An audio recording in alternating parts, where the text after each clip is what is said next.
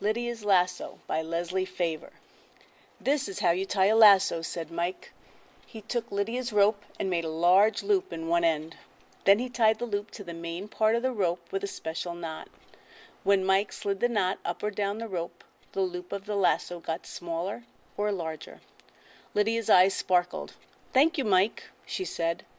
Mike was Lydia's cousin, and he was nearly 16 years old.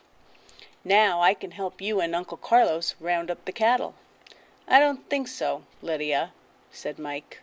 "This is hard work, and it can be dangerous. It's best if you go over by the pond and watch from there." Lydia looked over at the pond. It was a good quarter of a mile away from all the action. From there she would hardly be able to see anything. She certainly would not be able to help. "But Mike," she pleaded, "you might need me." "Lydia, go to the pond." Mike walked off to join Uncle Carlos, and Lydia was left alone, as usual. Lydia dragged her feet all the way to the pond. She lassoed a bush, and then she lassoed a fence post. It just wasn't the same.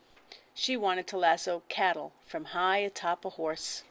She could do it, if only they would give her a chance. The pond was still frozen from the winter temperatures, but Lydia could see that the edges were beginning to melt.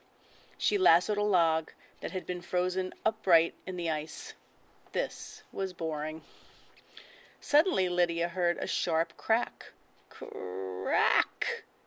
She whirled around, for the sound could mean only one thing. The ice on the pond was cracking. But why? Then she heard the soft moo. A calf. Lydia ran around the pond, her lasso trailing behind her on the snow like a friendly snake. As soon as she scrambled down the bank of the pond, she saw the calf. It was one of the first tiny calves of spring. Somehow, in the excitement of the day, it had gotten separated from its mother. It must have walked out into the thin ice and fallen through.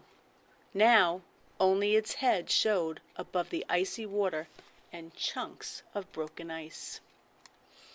The calf turned large, frightened eyes to Lydia. "Moo," it said again, and Lydia knew she must save it. She grasped her lasso tightly. Then she told herself to relax. This was simple. She could lasso anything she put her mind to. Taking a big breath, she threw the lasso at the calf's head. It fell short. She glanced over her shoulder at the men herding the cattle, but none of them were paying attention to Lydia, as usual. She gathered her lasso in her hands and threw it again. It bounced off the tip of the calf's soft pink nose. Again Lydia threw the lasso. There! The loop draped perfectly around the calf's neck. She tugged on the rope, pulling the calf toward her like a tugboat, pulling a ship through icy waters. Finally, the calf was at the bank. Lydia's heart pounded as she reached down to remove the lasso and pull the calf from the water. She had saved its life. As she turned around to guide the calf up the bank, she broke into a very wide smile. At the top stood Mike and Uncle Carlos.